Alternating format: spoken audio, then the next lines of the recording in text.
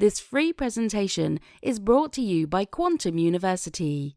Hi, everybody. My name is Dr. Joe Dispenza. My latest book is called You Are the Placebo, Making Your Mind Matter.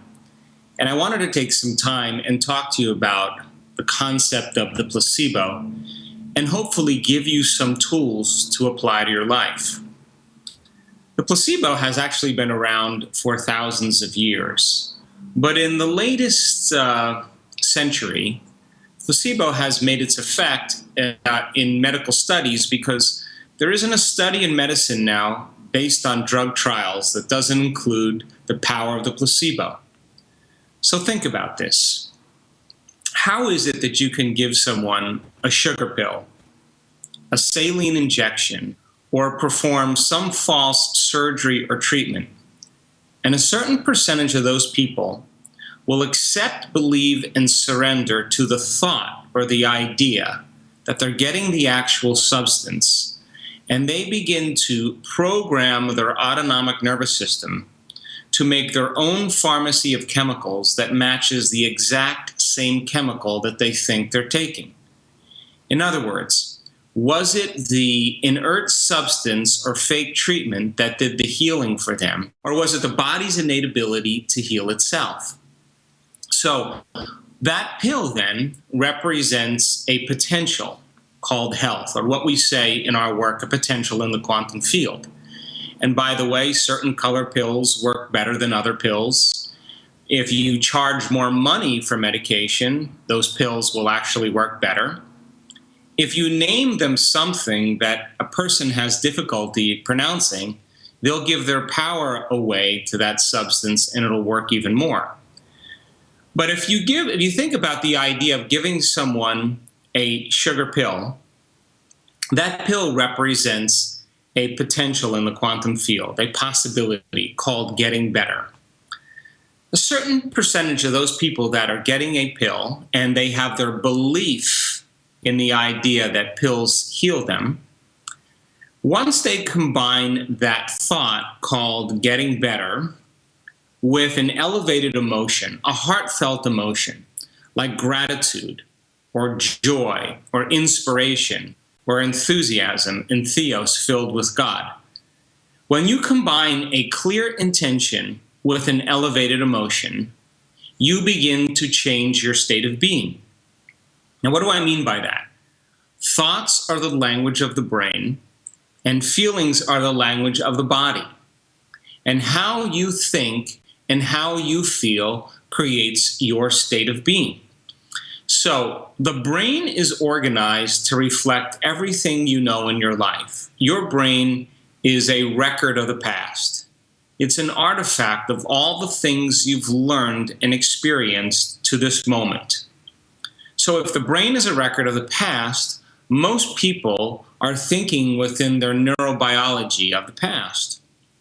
And if feelings and emotions are the end product of past experiences, and we can remember experiences better because we can remember how they feel, and if feelings are the language of the body, as we just said a moment ago, then if a person is feeling the same way every single day, it means two things. Nothing new is happening in their lives, and secondly, their body, as the unconscious mind, does not know the difference between an experience in their life that creates an emotion and an emotion that they're creating by thought alone. So their body, as the unconscious mind, is believing it's living in the same past experiences 24 hours a day, 7 days a week, 365 days a year. In other words, the body believes it's in the past. So then most people are thinking within the neurocircuitry of past circuits from thoughts and experiences that they've had. And they keep embracing familiar emotions that are within the chemistry of events that have already occurred to them that are familiar to them. And so for most people, their neurochemistry, their biology literally is in the past. So then the idea of a person then putting their faith or belief in something that's known, like a pill, and combining it with an elevated emotion like joy or inspiration, they're changing their very state of being. And a certain percentage of those people will begin to produce their own pharmacy of chemicals that matches the exact chemical they think they're taking. As an example, 81% of people that are in a study for depression that are given a placebo, 81% of those people respond as well as if they're giving the real antidepressant.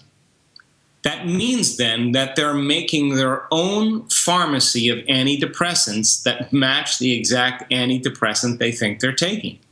And in study after study, when they've done brain scans, functional scans on the subjects' brains that are taking the placebo, before they're administered the placebo, and at the end of the study 6 weeks later, a majority of those people's brains actually look better. In other words, it looks like the areas that were suppressed or depressed or weren't working well are all of a sudden back online. And those people actually believe, many of them are thinking, that the researchers made a mistake and that they gave them the actual substance. So then, when the person gets a sugar pill or a saline injection or has some false surgery or treatment being done to them, the moment they accept, believe, and surrender without any analysis that they're getting something real, the thought begins to program their autonomic nervous system to make the exact chemicals that they think that they need. So it's not the inert substance that's doing the healing. It's the body's innate ability to heal. So then the question, of course, is, do you need the sugar pill? Do you need the saline injection or some false treatment to begin the process of healing? Or could you do the exact same thing, but instead of putting your faith and belief in something outside of you, a known, could you put your faith and belief in an unknown, a potential in the quantum field, and revisit that potential over and over again and begin to emotionally embrace how you would feel before the actual healing took place? Could you begin to program your autonomic nervous system to move into a new state of being?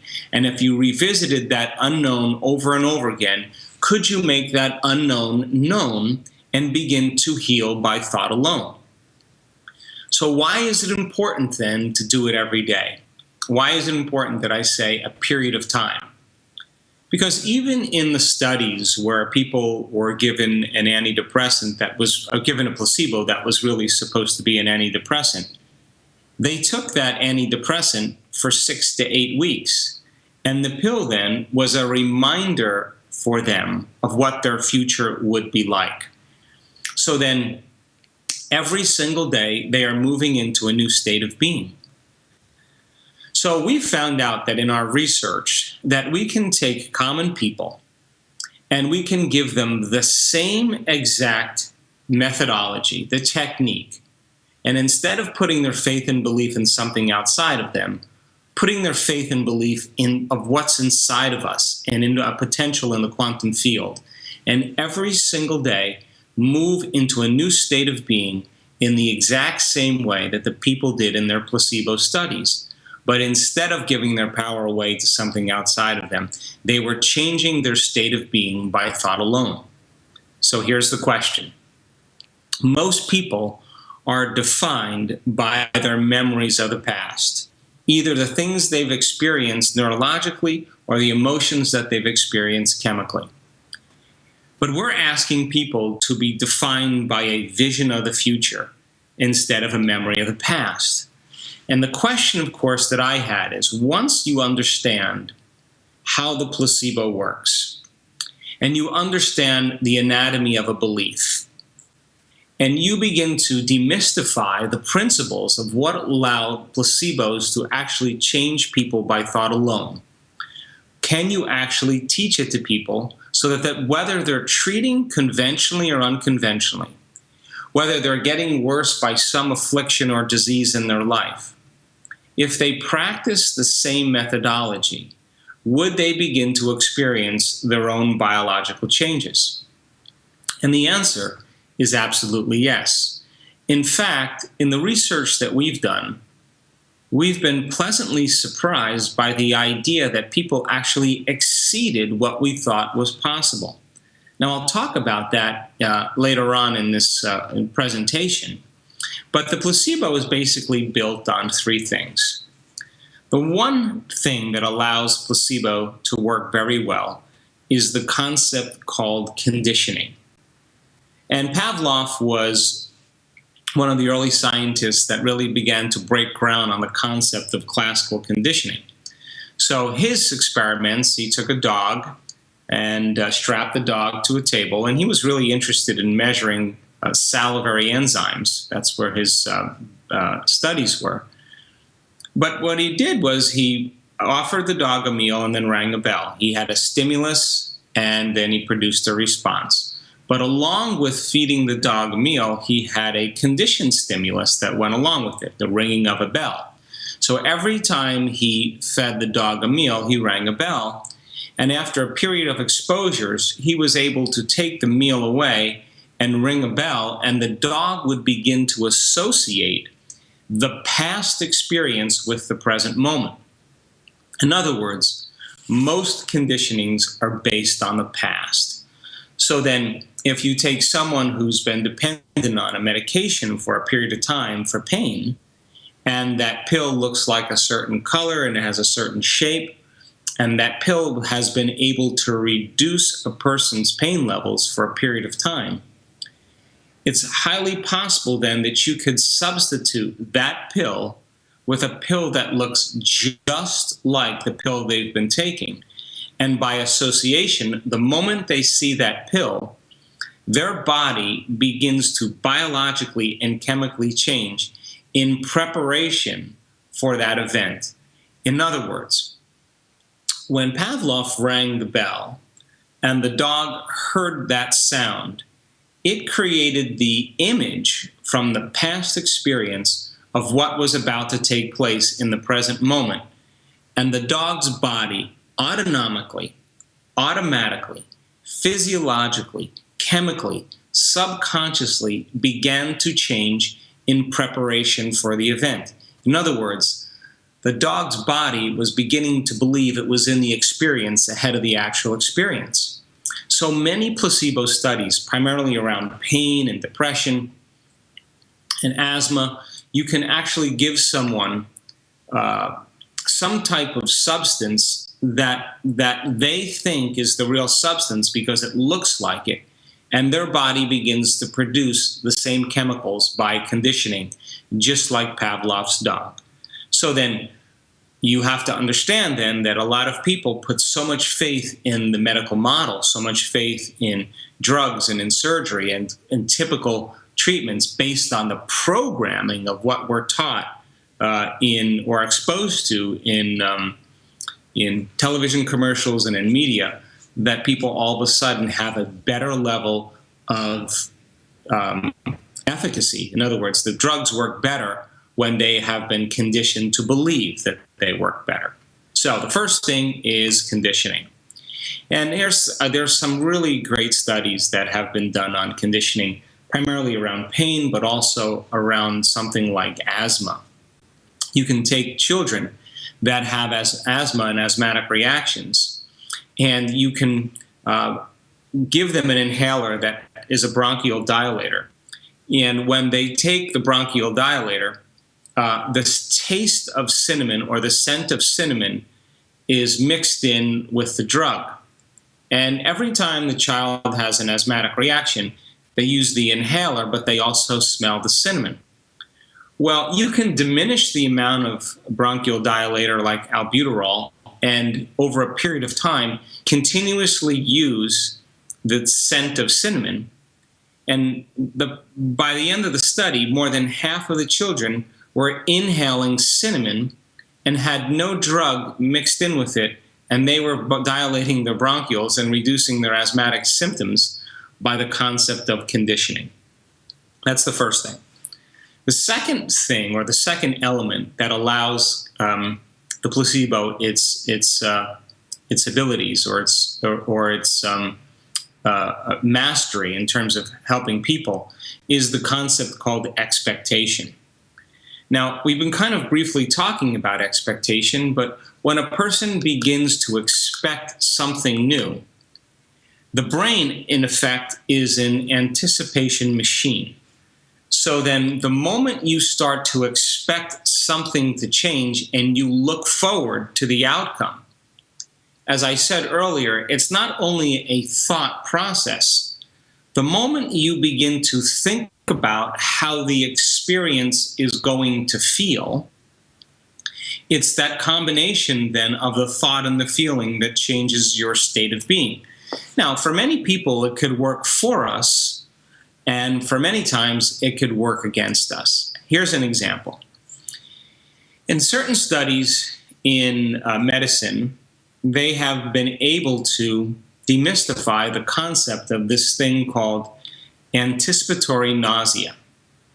And you can take a group of people that have been diagnosed with cancer, and they're going to have a series of chemotherapy treatments. And when the doctor tells them that there'll be a high possibility or probability that from the chemotherapy that they can get nauseous, that 40 to 50% of those people on their drive to their first chemotherapy treatment in anticipation of getting nauseous actually get nauseous before their first treatment. In other words, they begin to think about the idea of getting nauseous. And as they begin to experience the thought in their mind, the end product of an experience is called a feeling or an emotion. So then they're beginning to produce the very chemicals, the very physiology that causes their body to move into nausea ahead of the actual event. But we do this all the time. You wake up in the morning and you begin to think about all the things you have to do and the people you have to see and the places you have to go at certain times. And as you begin to think about those events and you begin to expect or anticipate or forecast how the experience is going to go, the moment you conjure up an idea of how that event is going to go, if the thought in your mind becomes the experience, you begin to feel the emotion, and now your body is already in that predictable future based on your associations or your memory of the past. So then, instead of teaching people to focus on some worst case scenario in their lives, is it possible then to teach them how to begin to anticipate some other change that happens in their life and combine that clear intention with a heartfelt emotion to begin to prepare the body to believe it's living in a different future reality instead of the same reality? And we've done this over and over again in our workshops around the world, and people begin to change their physiology from coming from different places in mind and in body. And I'll talk about that as we move through this program. So expectation or anticipation is the second element that begins to create a placebo response. Now, the last element is called assigning meaning to something. If you take a person and you sit them down and you show them a diagram of how selective serotonin inhibitors work in the brain, serotonin reuptake inhibitors, like Prozac or Zoloft, and you show a picture of a nerve cell synapse, and you show how serotonin goes across the synapse, and then you tell them there's little enzymes that come and pick up the serotonin, and serotonin is completely related to depression, and you build this whole model for them, and then you show what the drug does, and you show them how it works. And if the doctor is enthusiastic, and the doctor is excited, and the doctor is confident and has a certain authority and charisma about them, the person begins to believe more that that placebo or that medication is going to work. And so if you begin to assign meaning to what you're doing, if you understand the why and the what in terms of the chemical you think you're taking or the placebo you think you're taking, the moment you begin to assign meaning to it and you understand the what and the why, the how becomes more easy. In other words, when we teach our workshops around the world and we can begin to teach people how to heal by thought alone, the important element for them is to understand how the brain works, to understand concepts of neuroplasticity and quantum physics and psychoneuroimmunology and telomeres and epigenetics. And when they begin to understand how to literally change their mind by making new circuits in their brain, by beginning to change their brain waves so they can get beyond their analytical mind, and why that's essential, to understand how certain chemicals of stress release 1,300 other chemicals that begin to diminish or weaken the immune system and push the genetic buttons that create disease.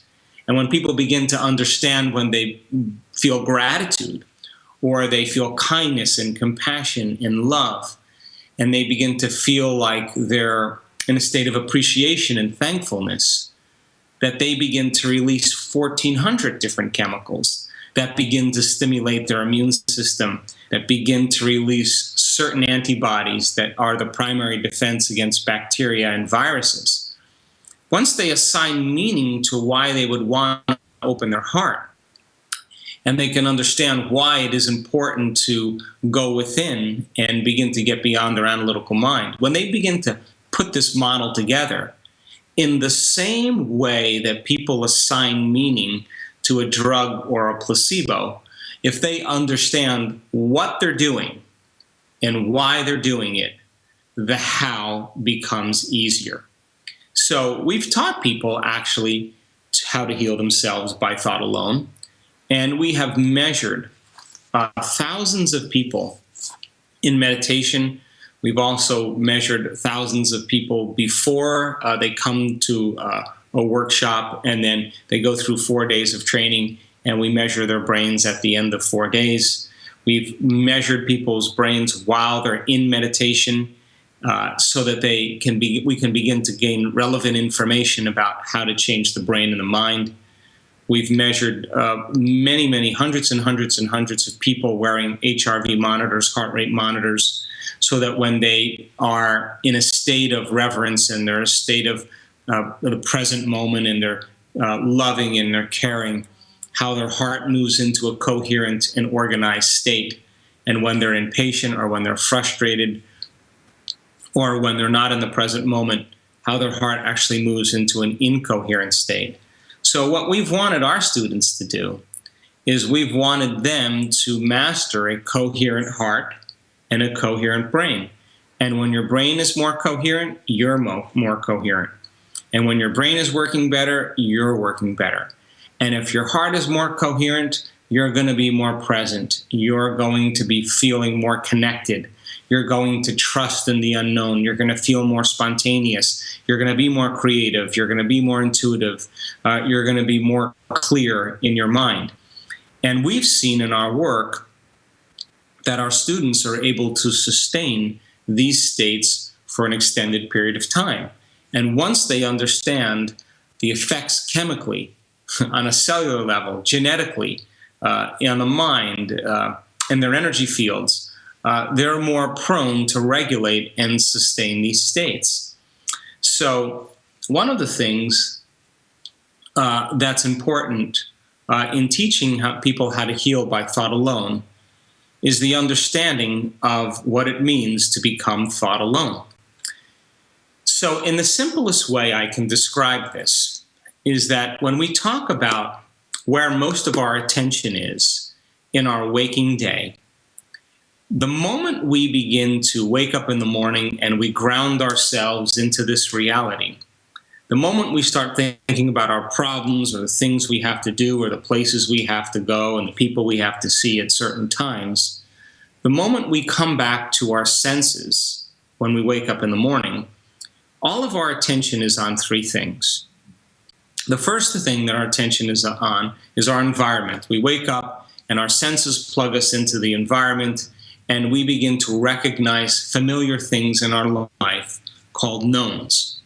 So if a person then is waking up every morning and they're going through a series of routine behaviors, making the same choices, doing the same things, creating the same experiences, producing the same emotions, thinking the same thoughts, their biology will stay the same.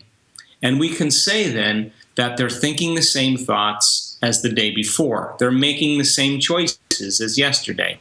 They're demonstrating the same habits and behaviors that lead to the same experiences that produce the same emotions, and those same emotions drive their very same thoughts. And their biology, their neurocircuitry, their neurochemistry, even their chemical states and genetic states are staying exactly the same. And if they're doing that for an extended period of time, their past is pretty much their future, and their brain and body hasn't changed at all. So the moment the person wakes up and they go through a series of routine choices and behaviors and experiences to feel the same feelings that they've defined as themselves, this is where it gets tricky, because if they're not being defined by a vision of the future and they're living from the old hardware and chemistry and emotions of the past, then the moment they open their eyes and they begin to see familiar things in their life, it's their external environment that's turning on different circuits in their brain, causing them to think equal to everything that they know. And as long as they're thinking equal to everything that they know, they keep reaffirming their same personality. And so then over time then, as their attention is on their external environment and they're reacting emotionally to the problems and conditions in their life, sooner or later they begin to associate their external environment with who they think they are. The second thing they put their attention on is their bodies. Is it hungry? Is it tired? Do I feel good? Do I feel bad? And they start paying attention to their emotional states and their habits and behaviors. So then if you're paying attention to your body and all of your attention is on your body and you're feeling the same way, then for the most part then, if those feelings are driving certain thoughts, turning on certain circuits in the brain, then for you to create the same chemicals for you to feel the same way, and the moment you feel the same way, you think the same thoughts, it's the redundancy of that cycle that begins to condition the body to subconsciously become the mind. Now, once the body becomes the mind, that's called a habit. A habit is when your body is your mind. So then the 95%, according to science, of who we are by the time we're 35 years old becomes a set of automatic programs, emotional reactions, habits, unconscious behaviors, beliefs, perceptions, attitudes that function like a subconscious computer program. So now the body has been programmed by the mind, and for most people then, in order for them to change, it's to be greater than their body. The last thing is the concept of time. If we're putting our attention on our environment, we're putting attention on our body, we're preoccupied with time. And so we're always trying to anticipate the next moment and be prepared for it. And of course, if there's never enough time, then we are rushing from one event to the next. And of course, it doesn't leave much room for anything unknown to happen in our lives. In fact, if something happened in our life that was unknown or different or novel, it probably would break up our routine. So most people's futures are the same as their past, because what they did in their past is from yesterday or the day before, the majority of that will be doing what they'll be doing that's what they'll be doing in their future. So then if we're going to heal by thought alone, and 90% of your thoughts are the same thoughts as yesterday, and the same thoughts lead to the same choices, and the same choices lead to the same behaviors, and the same behaviors create the same experiences, and those same experiences produce the same familiar feelings, then for the most part, then people don't have the liberty to be able to understand how they can heal by thought alone. So then new thoughts should lead to new choices, and new choices should lead to new behaviors. New behaviors should create new experiences, and new experiences should produce new feelings and new emotions. So then, why am I telling you all this when it comes to the concept of meditation? Because in meditation, you are disconnecting yourself from your external environment. You're taking away the constant stimulation in your external world that's reminding you of who you think you are. And if you're decreasing the amount of sensory input that's coming into your brain by closing your eyes and playing soft music in the background and sitting your body down and not moving it around so it feels, you're beginning to dissociate from your external world. If you're sitting your body down in one place and you're making it stay there and no longer being defined by a body, then we would say then that the moment you do that, if you do it properly, you will forget that you will have a body. And if you are in the present moment and you know the difference between when you're present and when you're not, if you have the ability to no longer be associated with your environment, no longer be conditioned as a body, and to no longer live in time, that is the moment you truly begin to become pure consciousness. Now, in the thousands of brain scans that we've studied, I can tell you without a doubt that you are at your absolute best when you get beyond yourself, when you get beyond your analytical mind.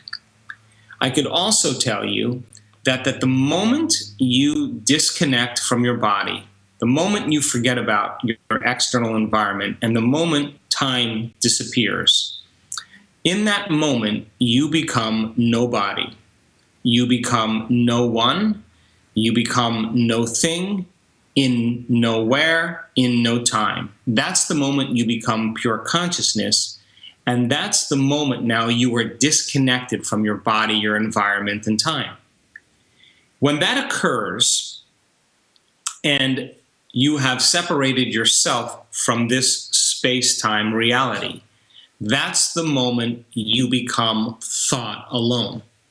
So if you are going to change something in your life, your environment, heal your body in some way, or create some new experience or novel event that's not in your predictable future in time, based on your past memory in time, and you are going to do that by thought alone, then you literally have to become thought alone. And when we dissociate from that body, environment, and time, and we become pure consciousness, that's the moment you have access to all possibilities that exist in the quantum field.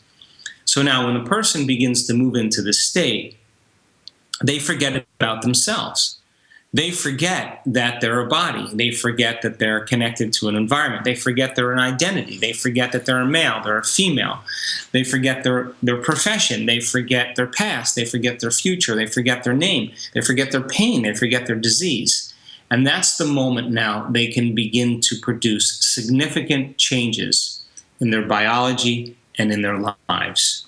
So then, if you are going to heal your body, you have to get beyond your body.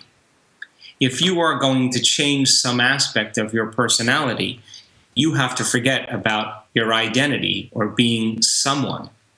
If you are going to create something in your life in some place, you have to get beyond things and places. And if you are going to create some new event in your life in time, you have to get beyond time. Now, you and I have all the biological and neurological machinery to do this. And when we begin to separate ourselves from the conditions of this external environment, body, and time, something amazing happens in the brain and in the heart. So the moment you become nobody, no one, no thing, nowhere, in no time, and you become pure consciousness, we've seen this over and over again in the brain. All of a sudden, the heart and the brain become highly organized. They become very, very coherent. And when the brain starts functioning in coherence, it begins to synchronize. It begins to become more organized. And different compartments in the brain begin to unify together. And the brain starts moving into a more of a whole brain state. Now, We have studied enough people that have healed themselves of all kinds of health conditions, from cancer to diabetes to chronic pain to lupus to MS to rare genetic disorders that science had no solution for, from thyroid conditions, from brain tumors, all kinds of things. The beauty behind their ability to get beyond themselves and to heal is that the moment they move into that state where the brain all of a sudden starts to fire more synchronously, more integrated, more coherent, where we see the front of the brain talking to the back of the brain and the right side of the brain talking to the left side of the brain and different compartments beginning to unify, that's the moment the person is beginning to feel whole. And the energy that normally sits in the lower centers of the body, that has everything to do with sexual identity and consumption and guilt and shame and anger and fear and frustration, all of those lower hormonal centers basically are no longer being endorsed. And when the person starts to feel that unification with self, and those compartments begin to unify and the brain starts functioning more in a holistic fashion, something amazing happens. The heart begins to open up and they start to feel incredible love for the moment. They start to feel an incredible passion for life, a true joy for existence.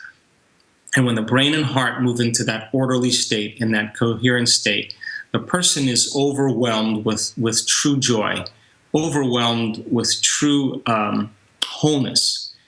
And when they're feeling that whole, the union of polarity, the union of good and bad, the union of positive and negative, the union of male and female, the union of past and future, the union of polarity takes place right in this creative center.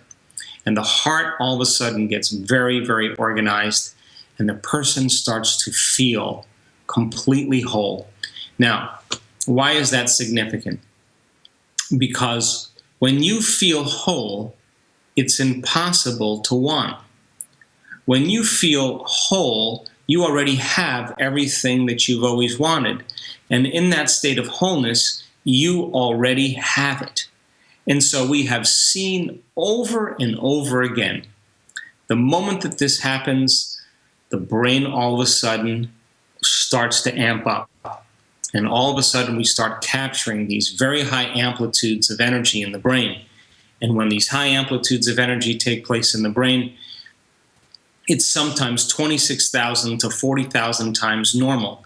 And the person is having an internal experience in that moment that is transcendent of any past experience in their lives. In other words, they're having a full-on sensory experience without their senses.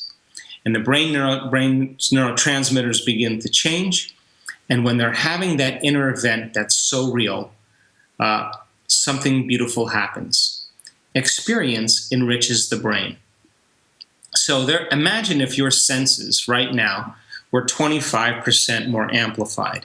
Everything that you saw, everything that you heard, everything that you smelled, everything that you tasted, everything that you felt was enhanced by 25%.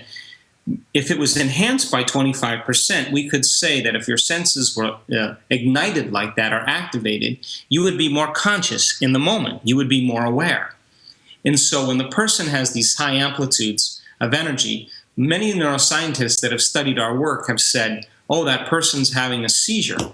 The problem with that is that doesn't look anything like a seizure in the brain. They just can't explain the amplitudes. But secondly, the heart during this entire time for 1 hour or 45 minutes or an hour and 15 minutes is completely coherent, and the person's in a state of love or gratitude the entire time. In other words, if they were having a seizure, their heart rate would be very, very out of balance. So whatever's going on in that person's mind in that moment is absolutely real to them. So if experience enriches the brain, we're actually reorganizing the neural circuitry in the brain. And if experience produces emotion, then the person's feeling a state of holism or a state of gratitude or a state of joy or a state of love. Their body and brain are changing, and when they feel that elevated emotion, which is the end product of that experience, It's that emotion and its energy that begins to literally upregulate new genes for health and downregulate certain genes for disease. And in a twinkling of an eye, we have seen people heal in 1 second as a result of it.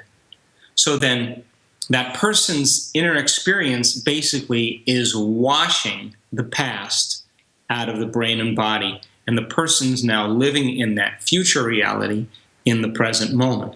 Now, that isn't the case with every scenario, but we're seeing a trend now in our workshops, especially in this last year.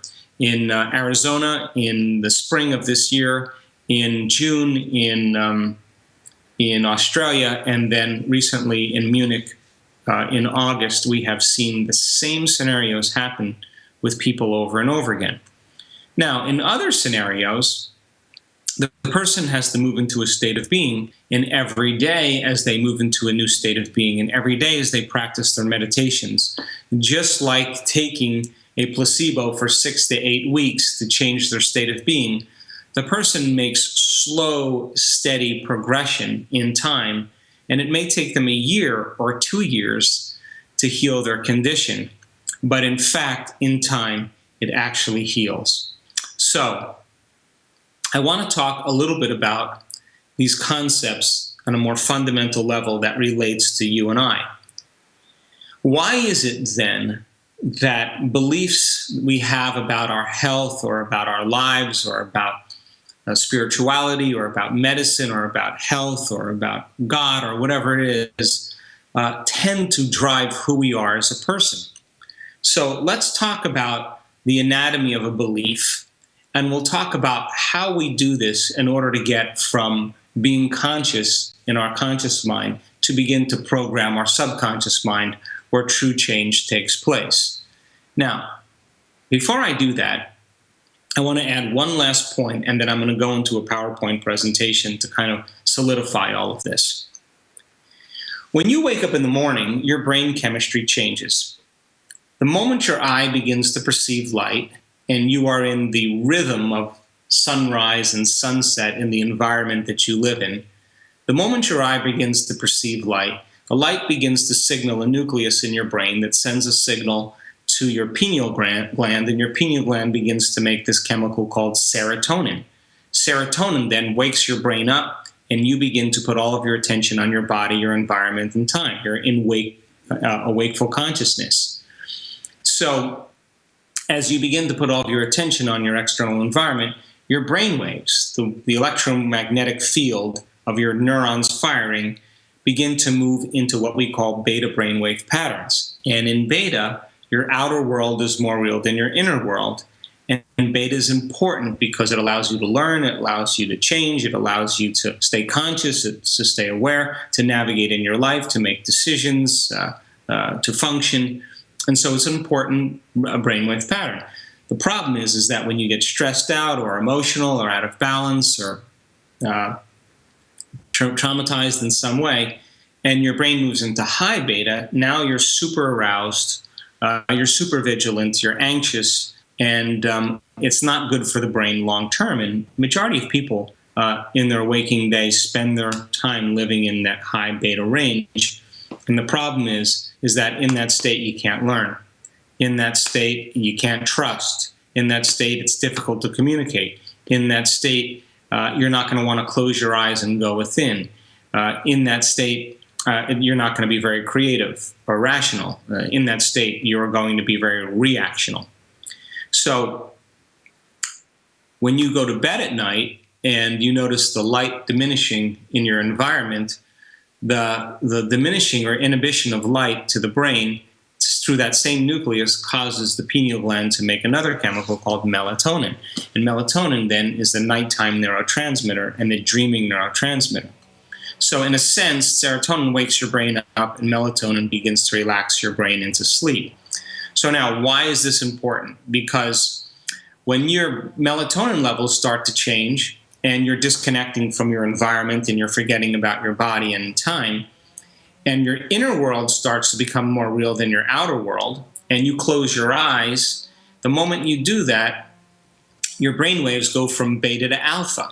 And in alpha, because you're picking up less sensory data with your eyes and it's silent in your room or you're hearing music in the background, the less sensory data causes your brain waves to slow down. And now your inner world, the imaginary world, tends to become more real than your outer world. If you allow your body to fall asleep and your mind is awake, now you're in theta. Theta is kind of what we call twilight. It's that place where you're half awake and you're half asleep. Now, if 95% of who you are by the time you're 35 years old is a set of programmed behaviors in which the body has become the mind, the moment you're in theta, the body is asleep, it's no longer the mind, and people have access to instantaneous change. If you go too far, then you slip into delta, and now you're in restorative sleep. You've fallen asleep. So you wake up in the morning, you go from delta to theta to alpha to beta. When you go to bed at night, you go from beta to alpha to theta to delta. And we can say that beta is your conscious mind, and alpha and theta represent you getting beyond your conscious mind and moving into your analytical mind. So now, I want to run through some PowerPoint slides to make sense of all of this so that we can begin to look at how you can apply this to your lives. If you think about just the concept of believing or beliefs, most beliefs come from our past experiences. So take a look at this first slide. We could say then that your thoughts and feelings come from your past memories. So you have an event in your life. The event begins to produce certain circuitry into networks, neurological networks. And then the chemistry that's created from the experience is called an emotion, and you begin to file that experience into long-term memory when there's an emotional quotient involved with it. So then, if you combine a thought and a feeling, a thought and a feeling, and a thought and a feeling, we would call that then an attitude. So if you have a series of good thoughts that are connected to a series of good feelings, you say, I have a pretty good attitude today. If you have a series of negative thoughts that are connected to some pretty bad feelings, you say, I have a pretty bad attitude today. So if how you think and how you feel creates a state of being, then attitudes are just shortened states of being. You could have a good attitude in the morning and a bad attitude in the afternoon. Now, if you take an attitude, an attitude, an attitude, and you begin to combine attitudes, as you begin to string attitudes together, an attitude, an attitude, an attitude begins to create a belief. Now, a belief is just a thought you keep thinking over and over again until you hardwire it in your brain. And since all beliefs and thoughts and feelings come from our past memories, the very boundaries of our beliefs are how we feel. And our beliefs, when they're challenged, typically don't feel right. So now, if how you think and how you feel creates a state of being, and the redundancy, as I said earlier, of thinking and feeling and feeling and thinking in the same loop over and over again, thinking insecure thoughts, feeling insecure. The moment you feel insecure, think more insecure thoughts. Makes more chemicals for you to feel insecure, and you keep more thinking the same insecure thoughts. If the redundancy of that cycle conditions the body to become the mind of insecurity, a now subconscious program, then all beliefs are subconscious or unconscious states of being. So how you think and how you feel creates a state of being. The repetition of that cycle conditions the body to subconsciously become the mind. Then all beliefs are subconscious states of being. Most people don't even know what they believe until those beliefs are challenged. So if you string a belief, a belief, a belief together, the combination of stringing more states of being together creates what we call perceptions. Now, our perceptions have everything to do with the choices we make, the things we create in our lives, the relationships that we have, and the behaviors that we demonstrate. And in fact, if you want to study someone's beliefs or their perceptions, just watch their behaviors or what they say. So if thoughts and feelings create attitudes, and attitudes create beliefs, and beliefs create perceptions, then when you are in a constant state of being that's based on your past, your biology being in the past, then most people then, based on their perceptions, fill in reality based on their memories, and they begin to eliminate what's sitting in front of them from a perceptual standpoint. It becomes so implicit that they're editing out possibility in their life because they're viewing their future or their lives through the lens of the past. So now, your reality is created by your beliefs and perceptions, and your beliefs and perceptions are really coming from your thoughts and feelings. So then, if you wanted to change your belief or perception, you would have to change your thoughts and feelings, which means you would have to change your state of being. And in our workshops, we know then that when people have traumatic or difficult events in their lives that brand them neurologically and emotionally, that in order for them to change a belief or perception about themselves and their lives that's based on that past experience, that they're going to have to make a decision with such firm intention that the amplitude of that decision carries a level of energy that's greater than the hardwired programs in their brain and the emotional addiction in their body, and their body literally has to respond to their mind. In other words, they have to come out of their resting state and make a decision, and that decision becomes a choice that they never forget. Because the internal experience, and remember, experience creates long-term memories, literally reshapes the brain and literally begins to recondition the body from living in the past and living in the future to living in the future. In other words, the choice has to become a defining moment that literally causes their body to respond to a new mind. So what does this have to do with the placebo? Well, everything, because so many of our beliefs are based on conditioning, so many beliefs are based on our past experiences, because conditioning is based on the past and expectation is based on the future. In order for you then to change your belief about your health or your life, you're going to have to find the present moment and call all that energy into the present moment, and your body has to be lifted to a new mind. The contrary, or the antithesis of that, is also true. Beliefs that you have about health and beliefs you have about drugs and beliefs you have about medicine and beliefs you have about life and death and aging, they're all programmed subconsciously to such a degree that when you're exposed to certain information in your life, you accept, believe, and surrender to that information or to that thought without any analysis, and it begins to program your nervous system, your autonomic nervous system, to be in alignment with that belief, because now you're reinforcing it because it's getting past your filters. I've been saying all along that your conscious mind is made up of 5% of who you are, and your subconscious mind is made up of 95% of who you are. And if that circle represents the mind, our conscious mind is made up of things like logic and reasoning and creativity, our faith that gives rise to our will. The rest of the brain and mind is made up of our skills, our habits, our emotional reactions, our hardwired behaviors, our conditioned responses, our associative memories, our routine thoughts and feelings, what we call an attitude, our beliefs and perceptions. And all of that has been programmed subconsciously. Now, what separates the conscious mind from the subconscious mind is the analytical mind. Now, when you are driven by the hormones of stress in your life, and remember, stress is when your body's knocked out of homeostasis. Stress is when your body's knocked out of balance. The stress response is what your body innately does to return itself back to order. If you keep that stress response turned on and you can't turn it off, and the brain is now in a super aroused state, your brain is now moving higher into beta levels and further away from the operating system where true change takes place. In other words, you become overly analytical when you're stressed, and when you become overly analytical, you can't get into the programming system where true change can occur. Our memory systems, or our declarative memories, are made up of knowledge and experience, and we call them declarative memories because simply they're memories that you can declare. You learn a few things intellectually, that's knowledge. You experience all these events in your life. From those experiences and those events, you can talk about them and declare them. We call them explicit memories, the seats of our conscious awareness. This is the autobiographical self.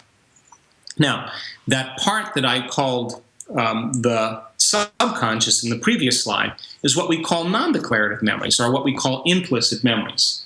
You've practiced something so many times that you no longer have to think about it. As a matter of fact, you've done it so many times that you don't even know how you do it. You can't even declare how you do it. This is when you've done it enough times that the body is now conditioned to be the mind. It's a subconscious state. It's based on repeated experiences and emotional reactions, all live in this non-declarative system. That's why skills and habits and conditionings take place here, because it does not involve the conscious mind. You may not consciously remember your PIN number, but the moment you walk over to the bank, a cash machine, and you look at that keyboard and your fingers begin to dial that number, it means that you couldn't consciously remember it with your brain, but you've practiced it so many times that your body knows how to do it better than your mind. That's where 95% of who you are exists. This is the habit of self. So then let's look at the next slide. In order for you to begin to program your subconscious system and autonomic nervous system, we have to get beyond the analytical mind. So it turns out the more analytical you are, the less suggestible you are. And our definition of suggestibility is your ability to accept, believe, and surrender to a thought or an idea without any analysis.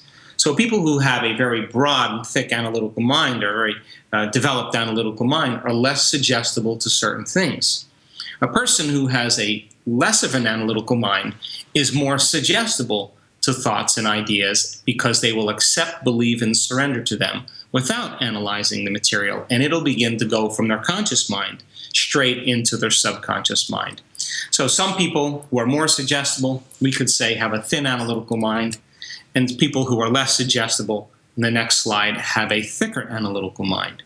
So our job then is to move from our conscious mind to our subconscious mind and change our brainwaves, and this is what meditation is all about. If a person is in a high level of stress, or they're in their conscious mind, to some degree they'll either be in high beta, mid beta, or low range beta. Now, once they begin to think less and analyze less, their brainwaves begin to change, and now they're in alpha, theta, or delta. They are literally in the realm where they can begin to program their autonomic nervous system to begin to make new chemicals, to signal new genes, to begin to change their internal chemistry to a greater degree. Now, there are two ways that we use in our work for people to slip into the state. One way is that when you're stressed out and you're over-focused, and your attention is on your outer world is only made of a few things. It's made up of objects, things, people, places, and time and events in your life. So then when you teach a person, instead of focusing on a narrow focus, what we call a convergent focus, to open their focus and focus on nothing or space or energy, if they're sensing and they're opening their focus, they're not thinking, and they begin to slow their brainwaves down. And not only slow their brainwaves down, but slow them down into a more organized and coherent fashion. The second way we induce this state is when we have people become heart-centered. When they begin to put their attention in their heart area, they begin to change their breathing, they begin to regulate their breathing, they begin to feel their heart space, and they begin to put their attention there while they're breathing and allow their breathing to slow down. Once they slow their breathing down, they're less stressed. When we then ask them to cultivate an elevated emotion, if they're feeling those elevated emotions, they're thinking less. And if we ask them then to sense the space and radiate this feeling beyond their body and space, they change their brainwaves in a matter of seconds. And now they're beginning to open the door between their conscious mind and subconscious mind. So we have the techniques in place, and we've seen people do this in 4 seconds, 2 seconds, 5 seconds, 9 seconds, 13 seconds, 15 seconds. They know now how to do it, and it's become a skill for them. So in the next slide, we could say then, as you change your brainwaves, the movement of consciousness is out of the thinking analytical neocortex, and as consciousness begins to fall out of the neocortex, now you are conscious, but you are in your limbic brain, or you're in the subconscious centers below the conscious mind. And the union of the conscious mind with the subconscious mind is exactly what it takes to begin to program your autonomic nervous system into a new destiny. And so this is why positive thinking doesn't work, because if you're thinking positively and you're feeling negatively, you can only accept, believe, and surrender to the thoughts that are equal to your emotional state. And you will not accept, believe, and surrender to any thoughts that are not equal to your emotional state. So I don't care how positive a person is in their conscious mind and how positive their thoughts are. If they're feeling negative, or they're feeling guilty, or they're feeling unworthy, or they're feeling insecure, that's mind and body in opposition.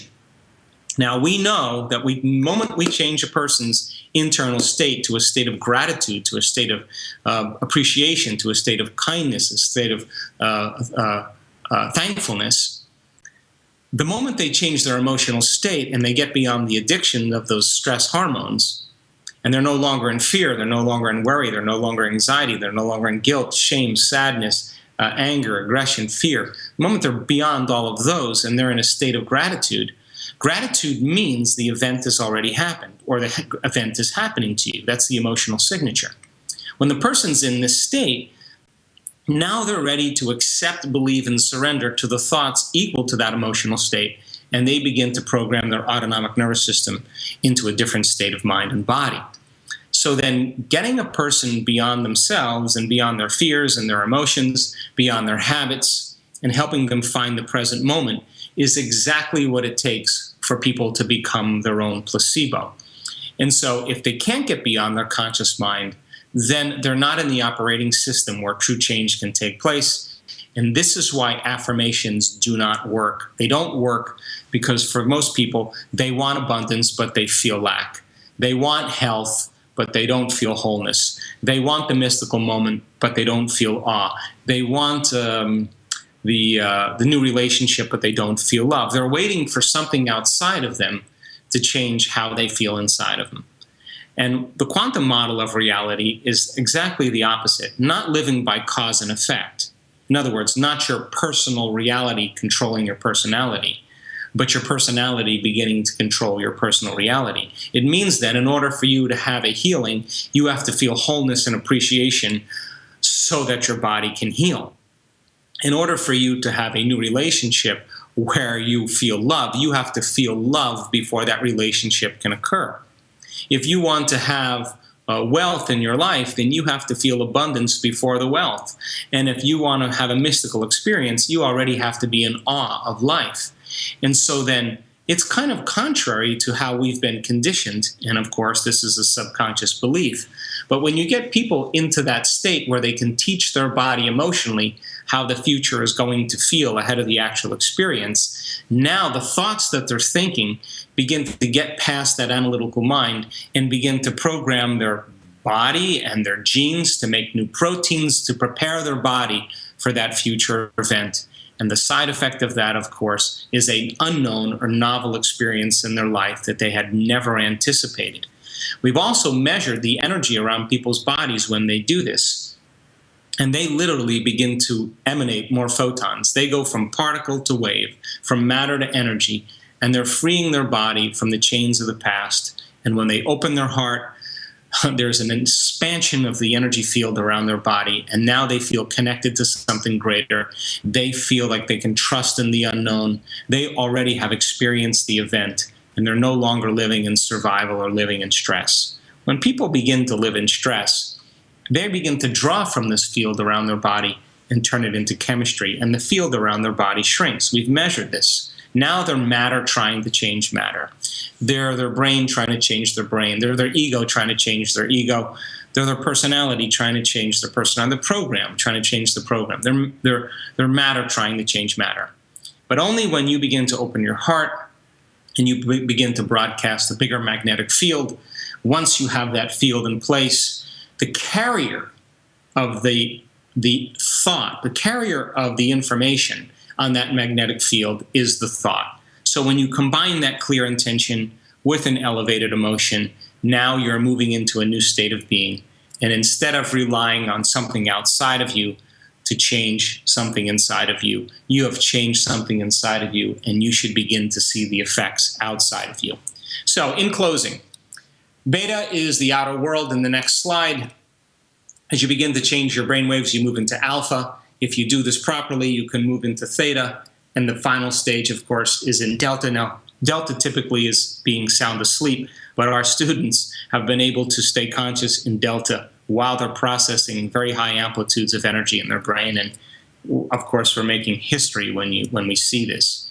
But we could say that beta and alpha represent the conscious mind, and alpha, theta, and delta represent the subconscious mind. So getting people to combine their conscious mind with their subconscious mind is now allowing them to enter through the door of the autonomic nervous system and begin to make significant changes. Last slide.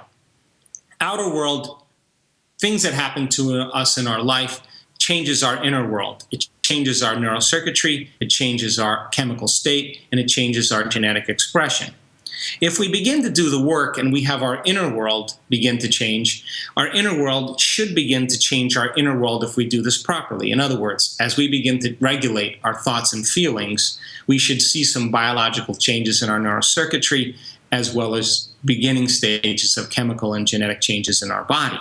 When we get consistent at this in producing a new state of being, our inner world should begin to change our outer world, and we call that a healing that takes place in our lives. So, in closing,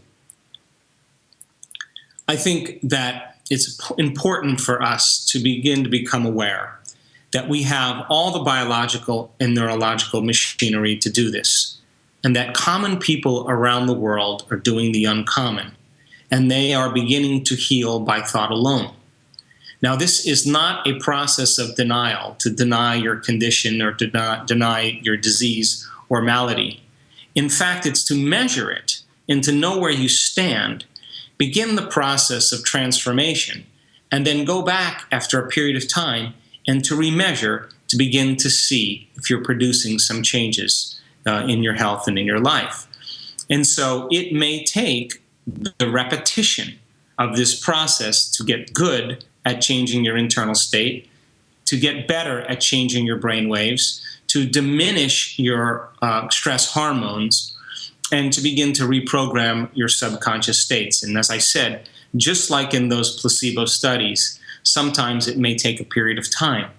And people who actually cross this river to the other side, and they truly change themselves, I think the side effect of that now is that they're more happy to be alive, and now they're no longer defined by their disease or defined by their past. And so my suggestion then is to give it a shot, try it out, and begin to see if you can produce some effect in your life. Thanks for listening. Join the quantum medicine movement. Speak with an admission advisor today.